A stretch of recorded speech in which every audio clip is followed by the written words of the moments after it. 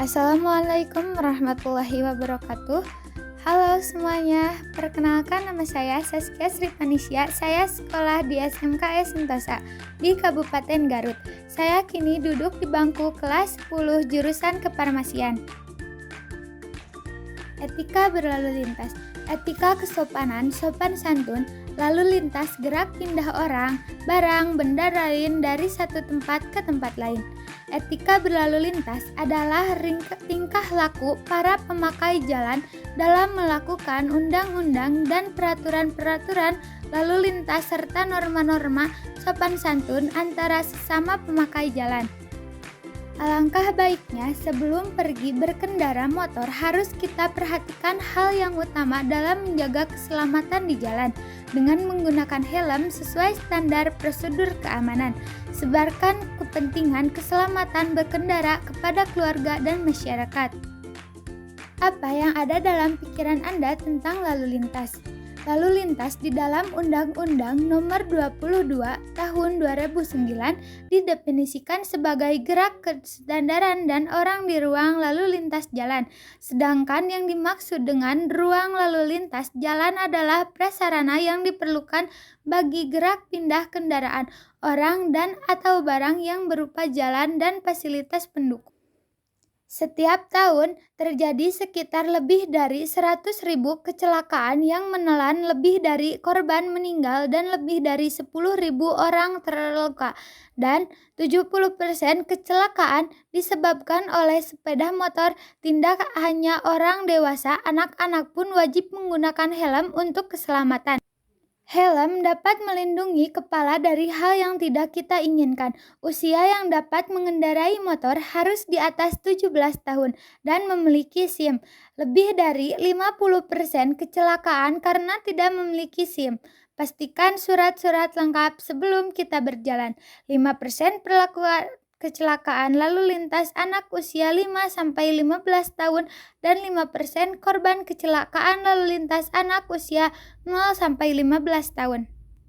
Sebaiknya sebelum berkendara kita harus periksa perlengkapan kendaraan, mulai dari spion harus terpasang, lampu sen harus menyala, pastikan menyala lampu depan saat berjalan. Pahami peraturan lalu lintas dan berkendara yang benar. Menggunakan jalur yang semestinya walaupun ingin cepat sampai tujuan. Masuk jalur berlawanan arah sangat berbahaya. Menggunakan trotoar adalah perbuatan yang melanggar hukum dan membahayakan pejalan kaki. Kita wajib menghargai para pejalan kaki dan mengemudi lainnya. Menunggu di belakang garis sampai lampu hijau menyala lalu berjalan. Menerobos lampu merah merupakan tindakan pelanggaran hukum. Berkendara sangat menggunakan barang elektronik sangat berbahaya. Jika penting untuk menyalakan alat elektronik, maka menerima panggilan segeralah menepi. Termasuk jika kita dibonceng di belakang, kita juga tetap harus siaga. Walau kita dibonceng, kita harus tetap berpegangan. Hindari bermotor dengan beban yang berlebihan, karena akan mengganggu keseimbangan dan bisa kecelaka. Berilah contoh yang baik kepada anak-anak dengan menaati peraturan lalu lintas. Jadikan keselamatan perhatian utama dalam berkendara. Tata cara berlalu lintas. Pasal 105 UU LAJ Nomor 22, setiap orang yang menggunakan jalan wajib berperilaku tertib dan atau mencegah hal-hal yang dapat merintangi, membahayakan keamanan dan keselamatan lalu lintas dan angkutan jalan atau yang dapat menimbulkan kerusakan jalan. Kewajiban pengemudi Pasal 77 Ayat 1.